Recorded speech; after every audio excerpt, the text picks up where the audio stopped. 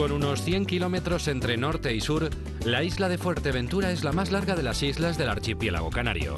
Son muchos los que acuden a esta isla fascinados por sus espléndidas y vírgenes playas, que ocupan más de 50 kilómetros de su costa. Las dunas del Parque Natural de Corralejo o las del Parque Natural de Jandía crean paisajes idílicos. Aprender cómo era el proceso de elaboración de la sal o descubrir cómo se realizaba la molienda de la harina o el gofio son algunas de las actividades a realizar en esta isla. Las villas como Betancuria y Antigua son enclaves con encanto e historia. Separadas por apenas media hora de travesía en barco, la isla de Lanzarote cuenta con una singular orografía fruto de las erupciones volcánicas que sufrió la isla durante el siglo XVIII. Sin duda, el Parque Nacional de Timanfaya resulta el máximo exponente. El mirador del río o los jameos del agua diseñados por César Manrique también son visitas obligadas. Las paradas en Arrecife y Teguise permitirán al viajero conocer la historia de los conejeros. Rutas de España viaja hasta el archipiélago canario para conocer las islas de Fuerteventura y Lanzarote. En nuestro primer día de viaje paramos en la isla de Fuerteventura para conocerla a fondo. Y en nuestro primer día de ruta llegamos en barco a la isla para desplazarnos después hasta el Parque Natural de Jandía y perdernos entre sus dunas. Desde allí nos desplazamos hasta la villa más antigua de la isla, Betancuria, y más tarde al vecino pueblo de La Antigua. Conocemos el centro de interpretación de los molinos de Tiscamanita y finalizamos el día probando la cocina canaria. En nuestro segundo día de viaje por Fuerteventura conocemos el Museo de la Sal, en las Salinas del Carmen, y tras admirar las dunas del Parque Natural del Corralejo y el Monte de Tindaya, hacemos una parada en el pueblo del Cotillo. Más tarde embarcamos hacia la isla de Lanzarote, donde visitamos el volcánico Parque Nacional de Timanfaya, para acabar el día en el pueblo de Uga. Ocupamos nuestro tercer día de ruta conociendo a fondo la isla de Lanzarote. Por la mañana paseamos por la capital, Arrecife, para conducir después hasta el espectacular paisaje volcánico de los jameos del agua. Después disfrutamos de las vistas del mirador del río y finalizamos el viaje en Teguise, antigua capital de Lanzarote. Para realizar nuestra travesía hasta Fuerteventura hemos elegido un barco de la compañía Naviera Armas y para que nos explique los detalles de la travesía hemos contactado con el capitán Enrique. ¿Qué tal? Hola, ¿qué hay? Enrique, cuéntenos las características de este trayecto en concreto que estamos realizando hasta Fuerteventura, la velocidad que llevamos y un poquito cuánto vamos a tardar en llegar. Bueno, el barco, el trayecto dura aproximadamente 2 horas 40 minutos. Entonces navegamos a una velocidad de 22 nudos. Salimos todos los días por la mañana de Las Palmas hacia Fuerteventura y por las tardes a las 6:30 de Fuerteventura, del puerto de Morrojable, para Las Palmas. Vamos a hablar ahora, si le parece, de las características propias de este barco en el que estamos viajando. Es un barco enorme, yo no conozco la eslora que debe tener. ¿Qué nombre tiene, qué eslora tiene, qué capacidad de pasajeros puede llevar? Bueno, el nombre es Volcán de Tamasiti. Tiene una eslora de 142 metros, una manga de 25 metros. Tiene capacidad para 1.500 pasajeros. Es un barco de mucha potencia de máquina que nos permite dar velocidad en punta de 23 nudos. Tiene 2 ejes, que harían unos 23.000 y algo caballos. Tiene 2 hélices de maniobra de proa, que cada una tiene 1.100 caballos. Y bueno, esas son las características del barco. O sea, es un barco muy seguro, ya te digo, de última generación de ferries. De cara a los pasajeros, las personas que quieran coger este barco para dirigirse hacia Fuerteventura, ¿qué tipo de servicios van a encontrar dentro de él? Bueno, nosotros ofrecemos servicio de butacas, ya has visto los salones que hay con butacas reclinables. Tenemos servicio de bar, restaurante de tipo buffet, self-service. Tenemos 2 cafeterías y tenemos un servicio de piscina también en la cubierta alta. Por lo tanto, además de seguridad, un total confort para todos aquellos que escojan este barco. Cuénteme ahora qué características tiene la compañía Naviera de Armas, cuántos barcos tiene, qué trayecto suele realizar, qué zona cubre. Bueno, Naviera Armas es una compañía que precisamente este año ha cumplido su 65 aniversario. Es una compañía que de momento se dedica al transporte interinsular entre todas las islas del archipiélago canario. Enrique, muchísimas gracias por atendernos. Gracias a vosotros. Desde el barco divisamos ya la silueta emergente de la isla de Fuerteventura, nuestro primer destino.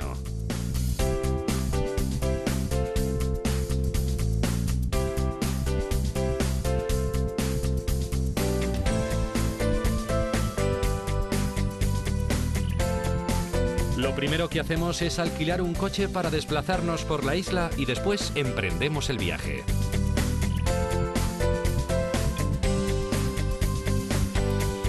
En la zona septentrional de la isla de Fuerteventura se encuentra el Parque Natural de Jandía. Su alto valor ecológico y paisajístico llevó al gobierno de Canarias a declararlo Parque Natural en 1994. La mayor parte de las especies endémicas de Fuerteventura crecen en la península de Jandía. Además, este espacio protegido ofrece muchos kilómetros de playas vírgenes, siendo la playa de Cofete una de las más conocidas. Una de nuestras primeras visitas en Fuerteventura es la villa de Nuestra Señora de Betancuria, una población que fue fundada por los conquistadores normandos de la isla y que ostenta el título de la villa más antigua de la isla.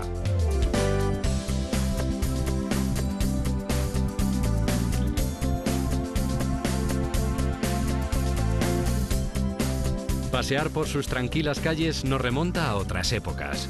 La población se mantiene como antaño. La vegetación dominada por los cactus y las palmeras contrasta con el blanco de las casas.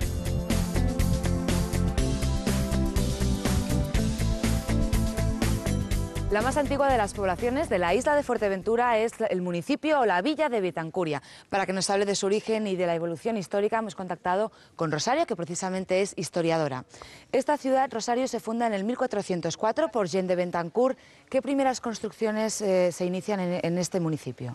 Efectivamente, esta fue la primera villa que se fundó en la isla por el conquistador Jean de Betancourt, que le dio su nombre, y las primeras construcciones fueron un fuerte defensivo del que no se conserva hoy nada y un pequeño oratorio donde por primera vez se celebró el culto cristiano. Rosario, creo que es importante explicar que precisamente no queda ningún edificio en pie de esa época debido a la invasión berberisca que sufrió esta isla a finales del 16 y que arrasó con casi todo.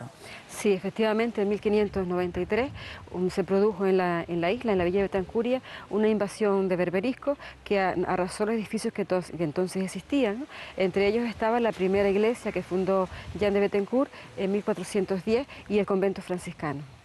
Vamos a hablar, si te parece, de esa primera iglesia de gran importancia, puesto que fue durante mucho tiempo la única catedral de la isla. Cuéntame cómo evoluciona esta historia. Sí, la primera iglesia, como decíamos, se fundó en 1410 y luego fue destruida. A lo largo de los siglos XVI y XVII se reconstruyó hasta obtener el templo que hoy conservamos, ¿no? Por ejemplo, si observamos la torre, vemos que hay dos arcos de tipo conopial propios del gótico. En el interior del templo también hay varios arcos ojivales y después en la portada principal observamos que tiene un esquema clásico con una decoración de tipo barroco. También es muy importante destacar que aquí se fundó el primer convento franciscano de toda la isla. Sí, efectivamente, el primer convento franciscano de la isla y de Canarias, que se fundó en 1416, autorizado por bula del Papa Benedicto XIII. De este convento queda actualmente la estructura, los muros de la iglesia conventual y solamente restos de las celdas. Frente al convento también se encuentra una ermita dedicada a San Diego que estaba muy relacionada con este cenobio. La ermita es de 2 naves, más pequeña que la iglesia de Santa María, y en ella, aunque predomina el estilo mudéjar, también hay elementos propios de otros estilos, como algunos arcos ojivales propios del gótico. Betancuria fue durante mucho tiempo la capital de esta isla y por lo tanto existen aquí casas señoriales combinadas con arquitectura más popular. Coméntame qué características tienen cada una de estas construcciones. Son casas de mayor envergadura, más grandes, con 2 plantas, con cantería en las esquinas y con arcos también bastante a veces enmarcados en piedra tallada. Tienen varias plantas y muchas dependencias y huecos, algunos balcones que también son elementos considerados nobles y en algunos casos también utilizan la teja, ¿no? La vivienda popular, la campesina, más humilde, pues son casas de techo plano, con menos huecos y no tienen tantos elementos decorativos. Rosario, muchísimas gracias por este repaso histórico que nos has hecho. Gracias a ti.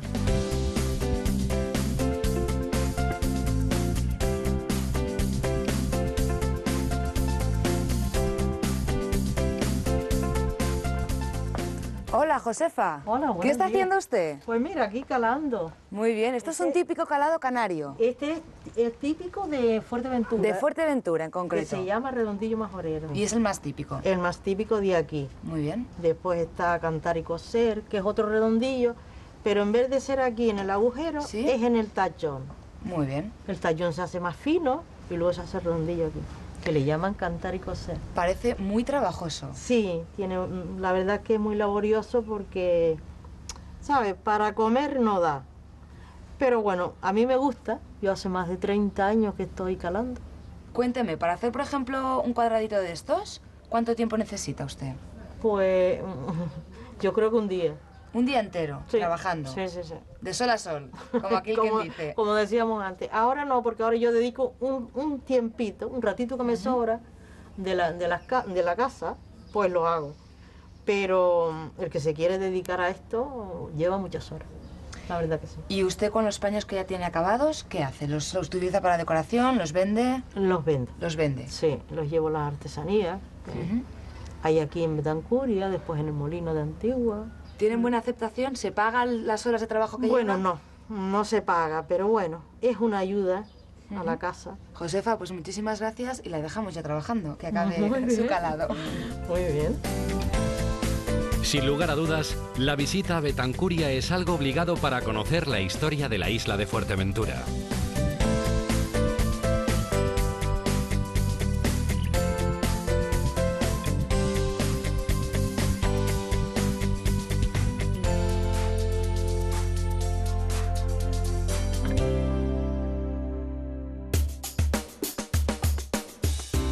Desde Betancuria conducimos dirección este para llegar al municipio de Antigua. Este pequeño pueblo de unos 8.000 habitantes también es uno de los núcleos poblacionales más antiguos de la isla. Entre otros atractivos, cabe destacar que en su término municipal se encuentra también el paisaje protegido de Malpaís Grande. Dentro del casco histórico destaca la iglesia de Nuestra Señora de Antigua. Situado en el centro-este de la isla de Fuerteventura, el municipio de La Antigua es, junto a la villa de Betancuria, uno de los asentamientos poblacionales más antiguos de la isla.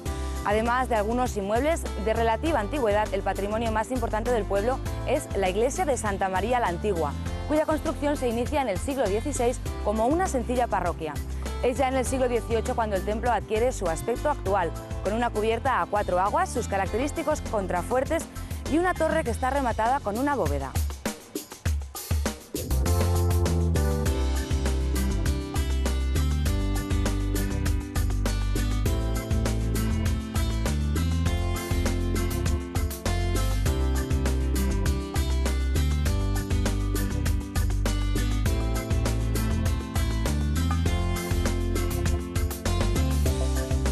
Retomamos el camino para acercarnos hasta el Centro de Interpretación de los Molinos de Tiscamanita.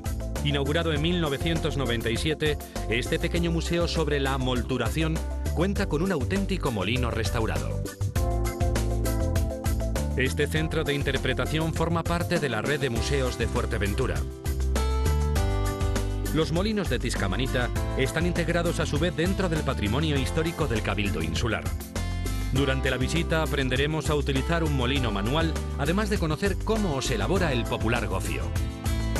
Nos hemos acercado hasta el centro de interpretación de los molinos de Tiscamanita y nos acompaña Esther, que es técnico de promoción de la red de museos de la isla, para hablarnos un poco de la importancia y la historia de los molinos en esta isla.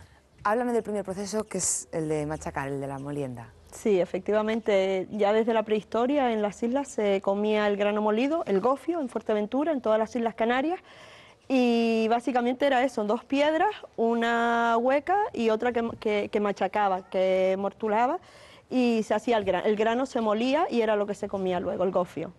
Con la llegada de la conquista castellana se generaliza un sistema que consiste en el molino de mano, piedra contra piedra, aunque ya existía previamente de una forma más primitiva. Exacto, ya existía entre los maos, que eran los habitantes de la isla de Fuerteventura, y lo que pasa con la conquista es que estas 2 piedras pasan a estar dentro de las cocinas, en un rincón de la cocina, y con un palo en uno de los extremos es lo que ayuda a moler, y esa molienda es la que se realiza dentro de las casas y se sigue haciendo gofio de nuevo, de la misma manera que se hacían antiguamente, un poco más a mayor cantidad. Posteriormente llegan ya los molinos de viento. ¿Cómo es la implantación de estos molinos de viento por toda la isla?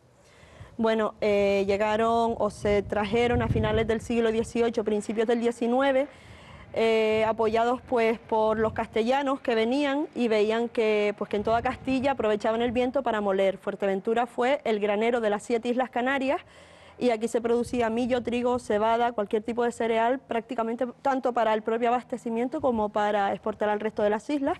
Y bueno, los españoles vieron que se podía aprovechar los vientos alisios que teníamos. Fuerteventura es una isla muy plana y por eso se trajo ese molino y se aprovechaba toda esa cosecha, se podía moler más rápidamente y se podía exportar más rápidamente. ¿Cuál es el funcionamiento de su maquinaria, que suele ser de madera?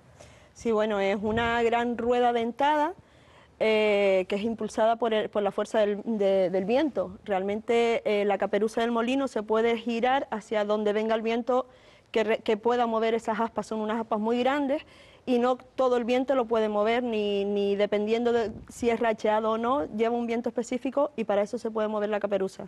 Es igual que el molino de mano, pero la fuerza, por supuesto, es mucho mayor, las ruedas son muchísimo mayores y la producción es mucho más grande. Esther, además del típico molino de viento que todo el mundo conoce, de planta circular, aquí existe otra variedad que es la molina. ¿En qué se diferencia? Bueno, la molina se diferencia básicamente en que su trabajo es mucho más fácil para el molinero. La molina se introdujo en el siglo XIX por un señor palmero, fue quien la inventó, un señor de la isla de La Palma, don Isidoro Ortega, y la trajo a Fuerteventura en el siglo XIX. Es el mismo, la maquinaria es la misma, pero está en una sola planta lo que es el molino. Esther, ¿qué es lo que el visitante se va a encontrar cuando venga a este centro de interpretación de molinos de Tiscamanita, aparte de ver un molino auténtico? Bueno, pues lo que encuentran son diferentes salas dentro del molino, donde está, pues eso, desde la molturación prehispánica hasta los molinos del siglo XX. Hay una sala donde solamente hay piedras de molino, diferentes tipos de piedra de molino, otra donde hay diferentes tipos de molinos pequeños de las otras islas.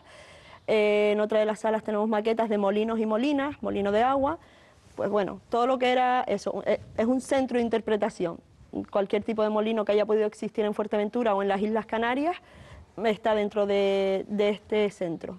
Pues Esther, gracias porque hemos aprendido mucho contigo. De nada.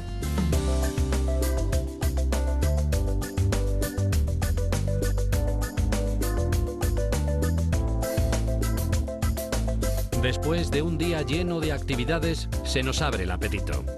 Nada mejor que probar las recetas más típicas de la región. En este programa no queríamos perder la oportunidad de probar la cocina más típica de la isla de Fuerteventura y para ello hemos contactado con el Hotel Sheraton, en concreto con su restaurante El Faro, y vamos a hablar con Momo, que es jefe ejecutivo de cocina de este restaurante. ¿Qué tal? Exacto, bien, hola. Y empezaríamos por un primero, por ejemplo este de aquí. Bueno, podemos empezar con un caldo de papa, para ejemplo, que se hace solamente con un sofrito de cebolla, pimiento, ajo, laurel. Y una vez que se cosa un poquito, pone un poco de jugo o agua y después un poco de azafrán, pone la papa pelada, cortada en 4, si está muy grande en 5. Y una vez que se termina eso, sacarla del fuego y pone un poco de cilantro. Vamos ya a los segundos y seguramente empezaríamos por el gofio acompañando el pescado. Tenemos aquí un gofio escaldado con un jugo de pescado y se acompaña con el pescado.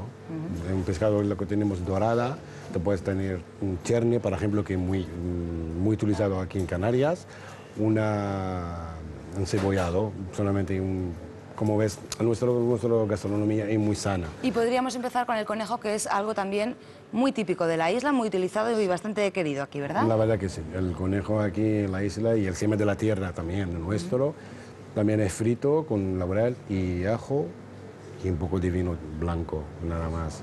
Y se acompaña con un poco de mojo, un picón, con papa arrugada o simplemente con una ensaladita.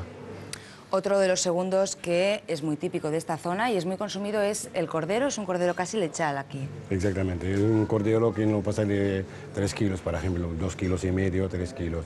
Y hoy lo preparo una paletilla al horno también, con una papa arrugadita, pero la papa arrugada lo hacemos de otra forma, lo cortamos en 4 y lo ponemos al horno con el mismo paletilla. Y normalmente coge unos 40 minutos con un poco de tomillo y aceite de oliva, un poco de ajo y nada más. Vamos a pasar ya al postre, que es una creación creo que de aquí de la casa. El creación es del postre de aquí de la casa del del restaurante Faro, que hemos hecho un mousse de plátano con gofio y miel de palma. Y normalmente un puré de plátano, mezclamos con gofio que está mezclado con una nata montada para dar el aire, para que esté más suave, y terminarlo con un poco de miel de palma. Momo, me gustaría que me recomendaras un vino con el que acompañar esta comida y que fuera, a ser posible, de las Islas Canarias. Por supuesto, tenemos una variedad de vino, por ejemplo, que viene de Lanzarote, que es un bermejo, que es un joven, seco, y se compone muy bien con la comida que tú ves aquí. Cuéntame, para finalizar, cuánto tiempo lleva abierto este restaurante y con qué objetivos se abre. Este restaurante ahora mismo lleva 2 años, y nuestro objetivo con lo que queremos hacer es productos de la tierra, mediterráneo, pero como tú puedes ver, pescado fresco, carne fresca, el cochinillo, el cordero, el conejo, y el pescado también, por ejemplo, el cherne, que es de la tierra, el dorada, el lubina, y donde lo más importante para nosotros es que sea todo fresco, todo el día, y hasta ahora no iba muy bien, y esperamos que tenemos más gente local y gente de fuera para saborear esta gastronomía maravillosa.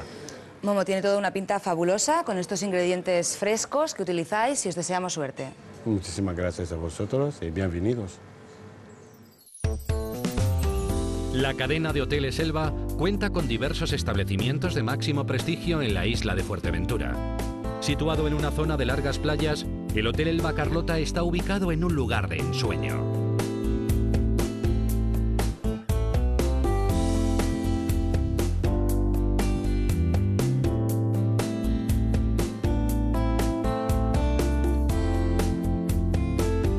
El hotel cuenta con un imponente centro de congresos. Equipado con las últimas tecnologías, tiene capacidad para más de 1000 personas en salas adaptables a cualquier necesidad. El Hotel Elba Carlota es, además de un lugar ideal para el descanso, un exclusivo enclave para los negocios. Otro de los establecimientos que destaca de la cadena Elba es el Hotel Elba Palace Golf. Ubicado en la urbanización Fuerteventura Golf Club, el hotel se encuentra dentro del primer campo de golf de 18 hoyos de la isla. El patio interior del hotel, así como los balcones de madera que lo rodean, están diseñados según la arquitectura canaria.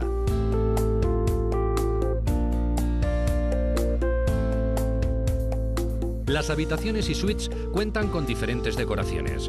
En el diseño de las habitaciones prima la elegancia y el confort.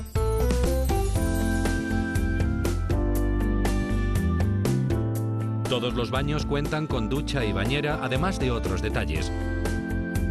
Aunque seguramente lo que más fascina de las habitaciones son sus magníficos balcones con tumbonas, con vistas al campo de golf frente al mar.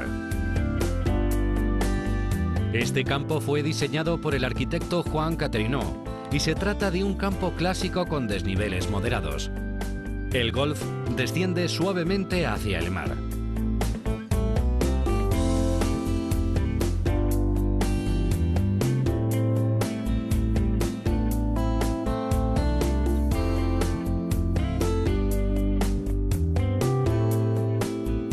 Se trata, por tanto, de una buena opción para los amantes del deporte y la naturaleza.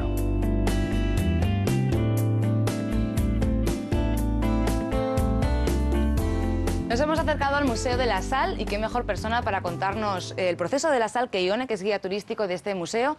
Cuéntanos, para empezar, qué importancia ha tenido tradicionalmente la sal para el ser humano. Pues la sal ha sido muy importante para el ser humano porque la necesita para nuestro propio organismo. Los egipcios y los romanos siempre se han peleado mucho. También la sal se ha utilizado como moneda de cambio, de ahí la palabra salario. Y también pues como conservante para la comida, porque antes no habían neveras y frigoríficos. Para entender el proceso de producción de la sal es importante explicar los diferentes procesos que existen dentro de una salina. Vamos a empezar por el saltadero. ¿Para qué se utiliza? Vale. El saltadero es la zona más alta de la salina. Se llama saltadero porque es donde salta la ola en forma de espuma, donde entra el agua. De ahí vamos a dar el nombre a la sal que producimos aquí en estas salinas, que se llama sal de espuma. Este agua que se introduce en el saltadero es canalizada hacia los cocederos. El cocedero es unos estanques grandes donde el agua se va a calentar. Primero se forma una capa superficial en el tajo y después el salinero procede a desnatar el tajo. En el 95 estas salinas formaron parte del Cabildo de Fuerteventura y se arregló el Museo de la Sal. ¿Qué va a encontrar el visitante? ¿Qué tipo de salas hay? ¿qué puede aprender sobre el proceso de la sal? Bueno, hay una sala permanente que te explica lo que es la localización, formación, historia de la sal, los ecosistemas salinos, la cultura, aplicaciones de la sal, las distintas salinas de las diferentes Islas Canarias y un poco la historia de las salinas del Carmen. Después ya la ruta exterior, que es un poco ver cómo se conforman las salinas y, como no, conocer cuál es el proceso de la producción de la sal. Y bueno, lo que está claro es que la sal es necesaria para el cuerpo humano, se ha utilizado a veces para ahuyentar malos espíritus y hoy en día nos queda esta muestra visitable que es muy interesante. Gracias por tu tiempo. Gracias a ustedes. Los 19 metros del espectacular esqueleto de una ballena rorcual vigila hoy las antiguas salinas del Carmen. Retomamos de nuevo el camino para dirigirnos al norte de la isla. Divisamos enseguida un paisaje insólito, las dunas saharianas que forman parte del Parque Natural de Corralejo. Este es uno de los ecosistemas más apreciados de Fuerteventura por su alto valor geológico y ecológico. También resulta un lugar ideal para darse un chapuzón en aguas cristalinas. Es un paraje recomendado para dar un paseo por la playa, disfrutando de la naturaleza en soledad. Desde las dunas nos desplazamos al pueblo de El Cotillo, perteneciente al término municipal de La Oliva. Aunque el topónimo histórico de esta zona ha sido siempre el Tostón, a mediados del siglo XX aparecen los primeros documentos que lo denominan El Cotillo. Este ha sido tradicionalmente un pueblo dedicado al mar. En las últimas décadas, sin embargo, la economía del pueblo se ha transformado ofreciendo servicios turísticos gracias a su espectacular entorno natural. El pueblo del Cotillo se encuentra situado al norte de la isla de Fuerteventura y pertenece al término municipal de La Oliva. Para que nos explique un poco los monumentos más significativos, el patrimonio de esta villa marinera, hemos contactado con Carlos, que es técnico superior del Ayuntamiento de La Oliva. ¿Qué tal? Bien, muy bien. Encantado de colaborar en la difusión de nuestro patrimonio. Podríamos empezar hablando, si te parece, de la Torre del Tostón, una torre que no siempre ha recibido este nombre y que fue levantada con una finalidad muy concreta. Sí, la torre se llamó en sus principios y sigue, aunque ya no se le denomina así, Nuestra Señora del Pilar y San Miguel, y se construyó a principios del siglo XVIII, finalizándose sobre la década de los 40, de 1740, y se construyó, como ya decía, para defensa militar de la isla. Era una época en la que habían bastantes ataques piráticos sobre las islas que estaban bastante desprotegidas. En este caso, en esos momentos habían varios contenciosos bélicos con Inglaterra, con Gran Bretaña, y por eso se decidió construir este tipo de fortificaciones.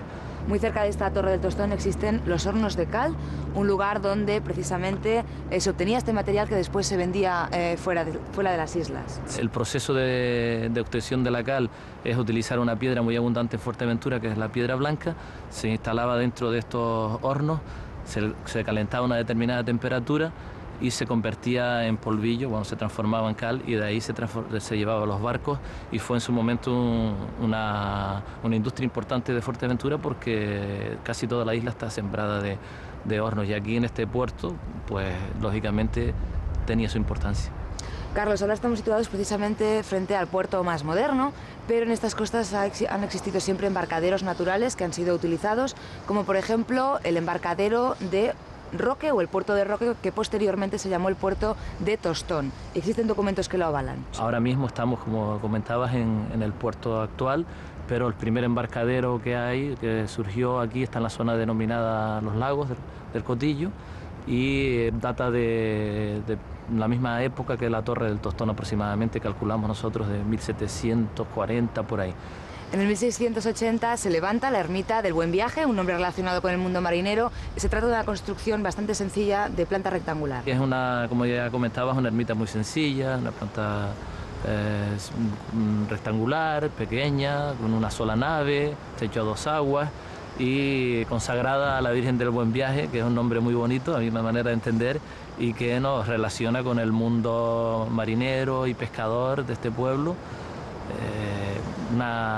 Era, como así decirlo, una protección para los navegantes, ¿no? Carlos, muchas gracias por tus conocimientos. Pues encantado, de nada.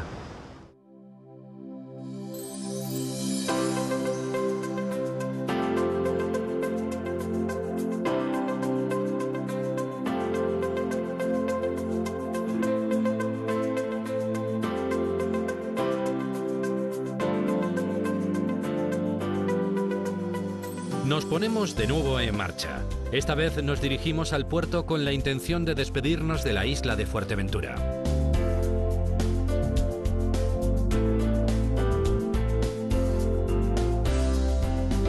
Tras devolver nuestros coches de alquiler, estamos listos para emprender nuestro viaje por mar.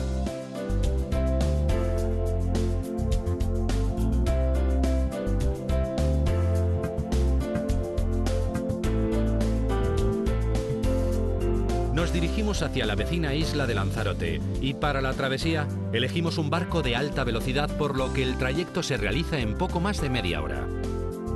Aprovechamos el viaje para relajarnos y disfrutar de las vistas del mar, mientras recordamos todos los lugares que hemos visitado en Fuerteventura.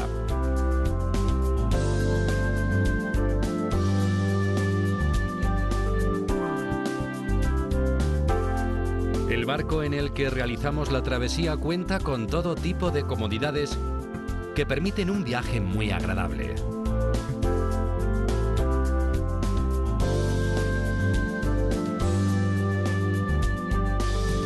Enseguida empezamos a divisar a lo lejos la isla de Lanzarote, nuestro próximo destino. En primer lugar, lo que queremos visitar al llegar a la isla es el Parque Natural de Timanfaya. El día 1 de septiembre de 1730, a las 10 de la noche, se produjo en Lanzarote una demoledora erupción. La lava del gigantesco volcán brotó durante 4 años seguidos, cubriendo territorios y levantando nuevas montañas. La herencia de aquella fabulosa erupción es una tierra volcánica de singular belleza. En un intento de respetar al máximo el entorno circundante, el restaurante El Diablo opta por la simplicidad de líneas. César Manrique lo levanta en 1970 y aprovecha las características únicas del terreno y su energía calorífica para la creación de un horno natural. El restaurante utiliza la piedra, el cristal y el hierro como elementos constructivos. Desde allí se observa una bonita vista del paisaje.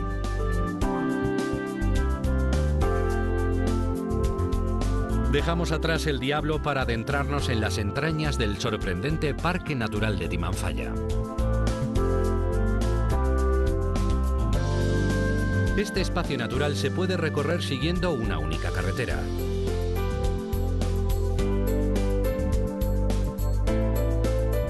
Durante el trayecto, observamos atentamente las tonalidades rojas y negras del terreno, propias de las lavas basálticas.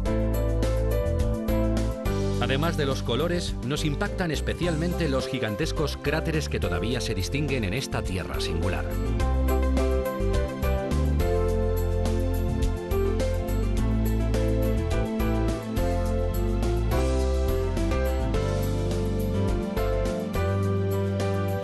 Seguramente la actividad turística con más éxito dentro del parque natural es el paseo en dromedario.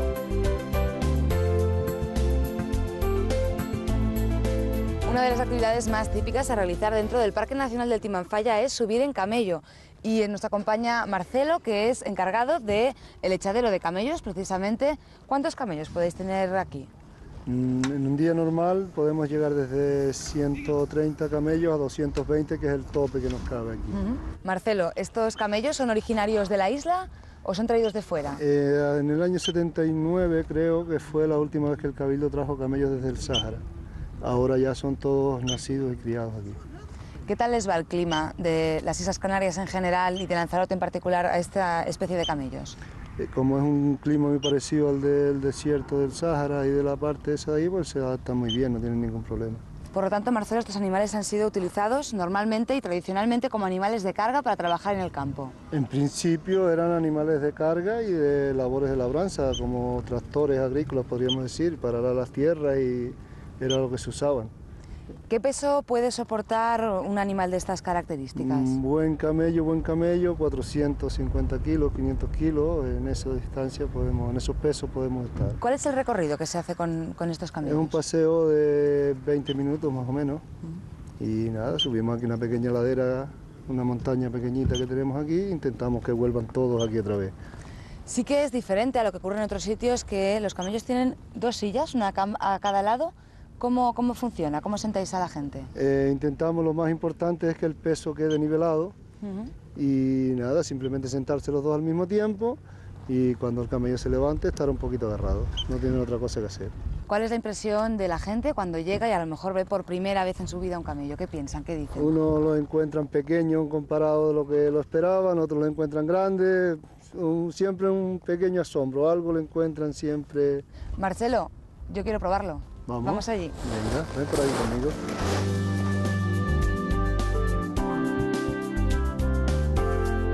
Nos decidimos a probar la experiencia. Aunque el arranque es un poco brusco, el resto del paseo resulta muy tranquilo.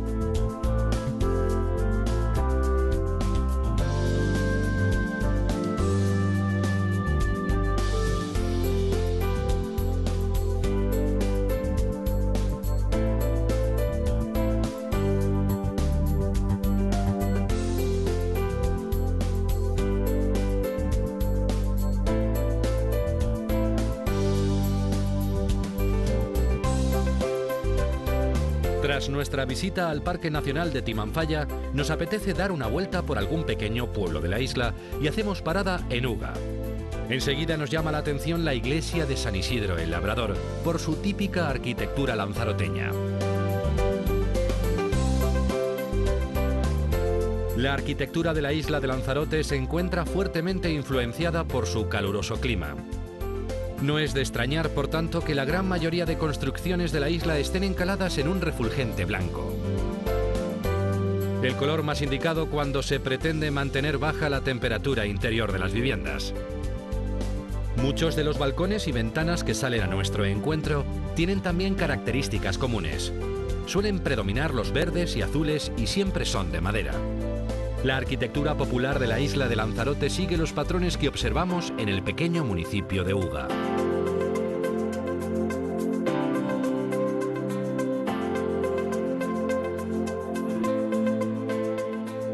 Tras un día lleno de actividad, nos trasladamos hasta nuestro hotel situado en pleno centro de la capital de la isla, Arrecife. El establecimiento se encuentra situado en primera línea de mar. El Gran Hotel Arrecife de 5 estrellas se levanta imponente sobre la playa del Reducto. La maravillosa piscina de la segunda planta resulta un lugar excelente para disfrutar de la vista, aprovechando así las últimas horas de luz del día. La gran mayoría de las habitaciones de este hotel son amplias suites. Cuentan con sala de estar, una enorme cama y un baño con todos los detalles.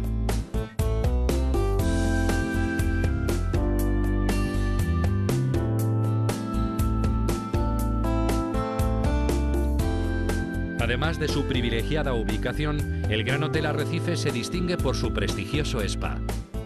El periluvio, la piscina de sensaciones, el baño turco o las duchas de hidromasaje son algunos de los servicios que ofrece el circuito de hidroterapia. El hotel posee además un completo centro de negocios. En la planta 17 y con unas vistas inmejorables tanto hacia el mar como hacia la ciudad, el hotel cuenta con el restaurante Altamar. Conocido por su exquisita oferta gastronómica, este restaurante es un lugar ideal si buscas un poco de sofisticación. Empezamos nuestro tercer día de viaje visitando la capital de Lanzarote, la ciudad de Arrecife. Situada al suroeste de la isla, esta villa se eleva tan solo 10 metros sobre el nivel del mar. La existencia y el desarrollo de la ciudad se encuentran ligados a su ubicación. Entre los siglos XV y XIX, Arrecife se configura como un área portuaria de gran importancia. Queríamos conocer la capital de la isla de Lanzarote y para ello hemos contactado con Pilar, que es guía turística y nos va a hablar de un poco los monumentos y el origen de la capitalidad de esta ciudad. Pilar, tras ser durante muchos años Teguise la capital de la isla, ¿cómo se traslada la capitalidad hacia Arrecife a mediados del siglo XIX? Vale, pues antiguamente, debido a los ataques de los piratas norteafricanos, las capitales siempre estaban en el interior de las islas. A medida que esos ataques fueron desapareciendo, las capitales pasaron a las costas. Pilar, el castillo de San José, frente al que nos encontramos, se construye por un motivo bastante diferente a los que se suelen construir la mayoría de los castillos. Ocurre en época de Carlos III. Efectivamente, el castillo de San José se construye entre los años 1776 y 1779 por orden del rey Carlos III, por dos motivos. Uno era la defensa de la ciudad ante los ataques norteafricanos, y la segunda era debido a la hambruna que en ese entonces existía en la isla después de las erupciones de 1730 y 1736. Este castillo hoy en día tiene una función bastante diferente. Exactamente, César Manrique lo remodeló en su interior, formando lo que es hoy en día el Museo de Arte Contemporáneo más importante del archipiélago canario. El castillo de San Gabriel se levanta en el siglo XVI y este sí que tiene funciones totalmente defensivas. Sí, efectivamente se construye en el año 1571 para defender la ciudad de Arrecife de los ataques de los piratas berberiscos. El castillo tiene forma rectangular y tiene las esquinas en forma de diamante y se encuentra situado en uno de los islotes que rodean la ciudad de Arrecife.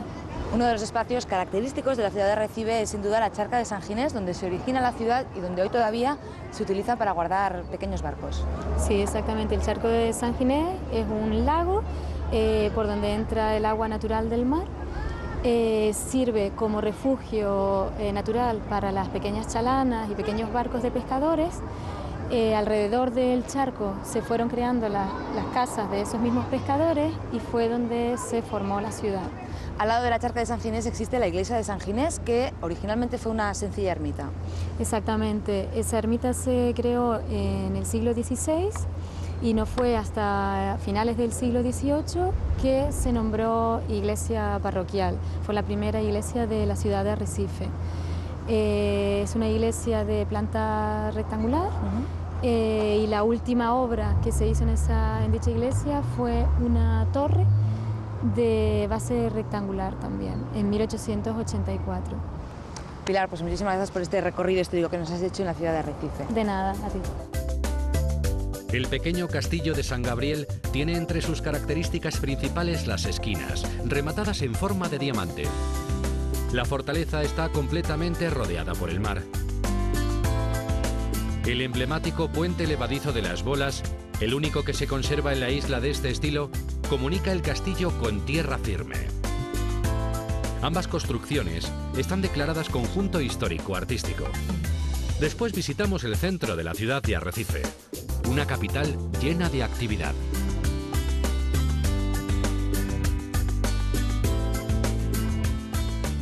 Nos hemos acercado a la Recoba, que es una antigua plaza y convertida en mercado, y nos hemos encontrado con un zapatero de toda la vida. Cuéntame, estos son los zapatos más típicos de aquí de la isla de siempre. Sí, estos se llaman las soletas se llama, y son las típicas de toda la vida porque el campesino las hacía con las cabras que tenía y con los pocos coches que había en la isla. Según me contaba un viejito, dice, mira, había pocos coches y de las pocas ruedas que había, de las pocas gomas, se sacaban las suelas, claro, y las cabras de nosotros, ¿no? Sí, ¿los turistas también les gustan este tipo de zapatos? El turismo también, pero desde el punto de vista turístico, como algo raro, con pelo y tal, pero es diferente al sentido de aquí. Claro, muy bien. Cuéntame qué tal se vive aquí en la isla de Lanzarote. Hombre, se vive bien en relación a otros sitios y eso, pero cada año se vive un poquito la cosa peor porque a nivel internacional está peor también. Lanzarote es una isla que sigue recibiendo muchísimo turismo y eso supongo que es un dinamizador de la economía de aquí, de la isla. Eso a mí me miran mucho, muchas fotos y eso como algo así espectacular. Para ellos es espectacular, claro, ¿no? Para uno es un oficio que desaparece. Te deseamos mucha suerte, te agradecemos que nos hayas atendido y que sigas fabricando zapatos tan bonitos. Pues nada, muchas gracias. La ciudad de Arrecife conserva encantadores rincones en su casco antiguo.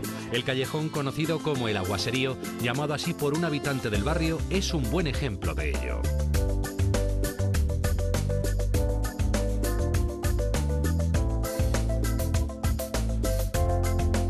Desde la capital nos trasladamos hasta uno de los lugares más sorprendentes de la isla, conocido como los Jameos del Agua.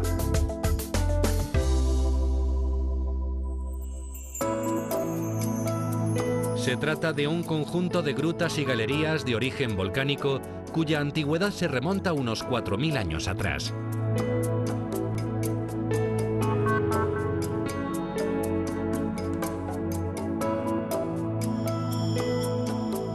La lava expulsada por el volcán de la Corona tras solidificarse crea estas cuevas de singular belleza.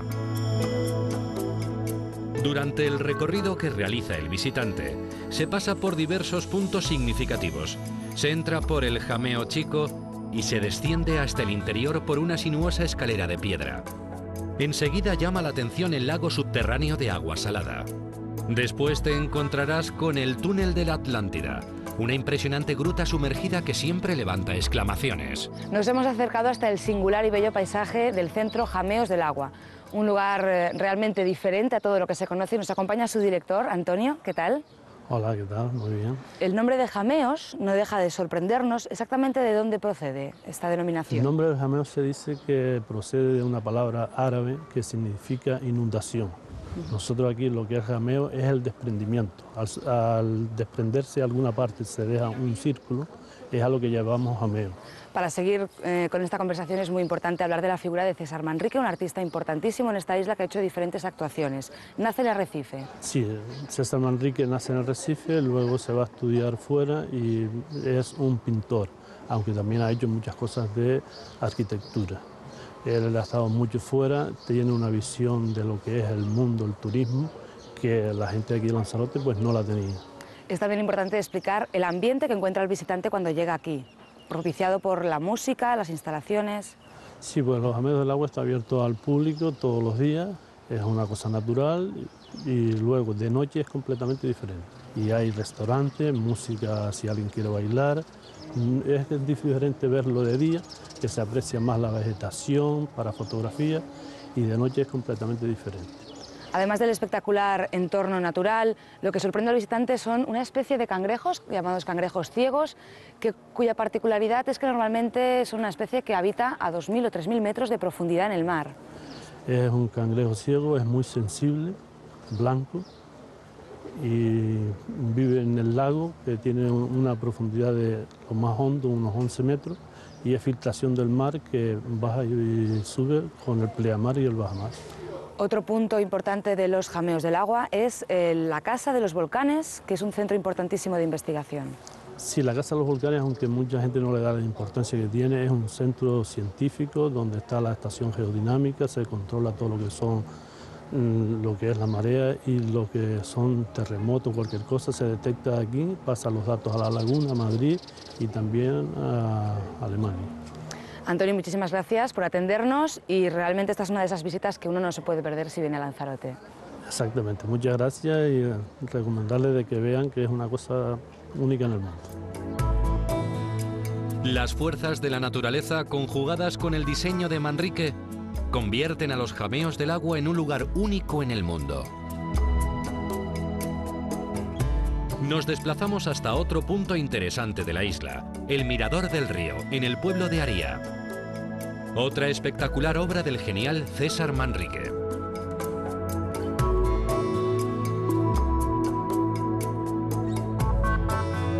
En el interior todo parece estar estudiado. La entrada la configura un gran túnel de formas redondeadas que da paso a la sala grande. Habilitada como cafetería, no faltan los detalles escultóricos y de mobiliario que nos recuerdan quién es su autor. Aunque lo más impresionante está por llegar. El mirador se construye sobre un patrimonio natural desde el que se observa una amplia panorámica. Desde el afilado acantilado las vistas son majestáticas.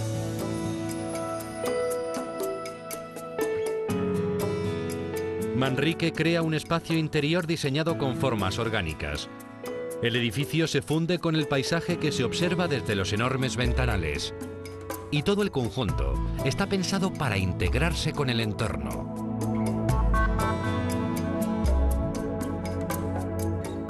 Desde el mirador diseñado por César Manrique nos dirigimos a la villa de Teguise, la antigua capital de la isla.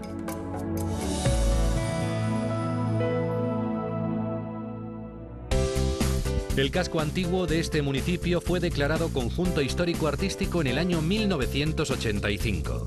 Se trata del centro histórico mejor conservado de la isla, al no haber sufrido grandes cambios durante los siglos XIX y XX. La característica arquitectura popular de esta villa hace que se pueda hablar de una variable teguiseña dentro de la arquitectura canaria. El litoral del municipio es hoy en día una zona turística de calidad y excelente para la práctica del windsurf.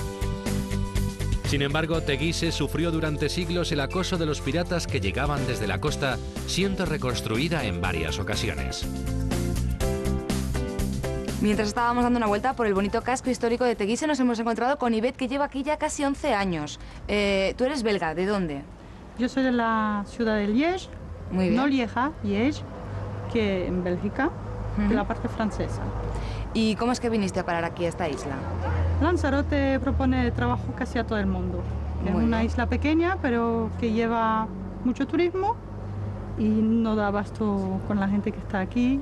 Entonces aquí tengo trabajo, en mi tierra es más complicado. Muy bien. Y llegué aquí más bien por trabajo y también porque conocía ya gente. Aunque tuvieras trabajo, debiste decidir quedarte aquí ya el resto de tu vida o unos años de tu vida porque hubo algo que te gustó de esta isla, que te fascinó. Bueno, es que aquí tenía ya unos amigos, entonces es más fácil también. No va a donde también es más fácil de vivir y la isla sí es bonita. Sí, sí. Cuéntame qué te parece la gente española y en concreto la gente de las islas o los conejeros, como tú lo llamas. Los conejeros, que son la gente de Lanzarote, son muy distintos a los españoles. Yo pienso también que de las otras islas es igual. La gente, de todas formas, que viven en islas, no tiene la mentalidad de la gente que viene en península. Son gente pequeña para afuera, pero muy grande para adentro, porque tiene la inmensidad del mar. Muy bien.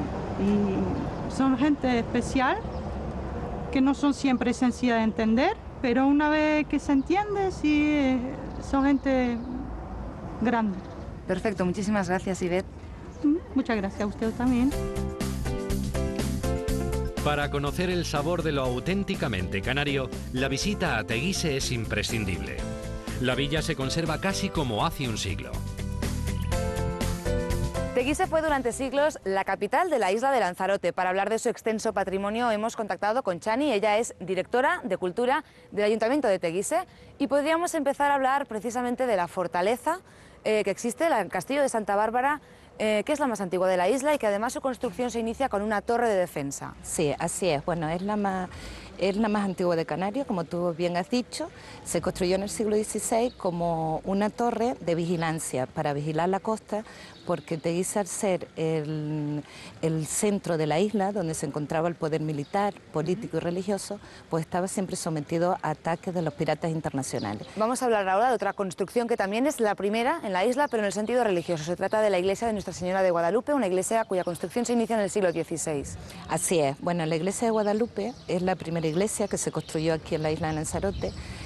Teguise, desde su fundación, desde 1418 a 1852, que pierde su capital, esta fue la iglesia más importante. Entonces tiene una arquitectura, fue en un primer momento solo una pequeña iglesia, una pequeña ermita, pero ya con el tiempo se fue convirtiendo en la iglesia que vemos hoy, ¿no? Hemos hablado ya de la importancia del Palacio Espinola, es un edificio que nos sirve para explicar la arquitectura del pueblo, pero en casas más señoriales. Sí, bueno, es la arquitectura del pueblo, pero como he dicho antes, es la casa típica señorial, es una casa del siglo XVIII y es tan importante desde su fachada y hasta el interior. Su fachada, como ves, como he dicho, muy horizontal, dividida por ventanas, ese pórtico demuestran que era una casa señorial y de gente rica, ¿no? El Palacio Espínola fue sede de personajes políticos muy importantes de la isla de Lanzarote y dentro hemos hecho una restauración, el Ayuntamiento de Teguise lo restauró y fue el arquitecto Fernando Higuera y asesorado por el artista César Manrique. Chani, muchísimas gracias porque este es un pueblo realmente bonito y pintoresco y te agradecemos que nos hayas comentado los monumentos más importantes. Muy bien, gracias a ustedes. El patio interior de la Casa Espínola, con sus leones representando el bien y el mal y sus flores tropicales, nos sirven para despedirnos hasta la próxima ruta.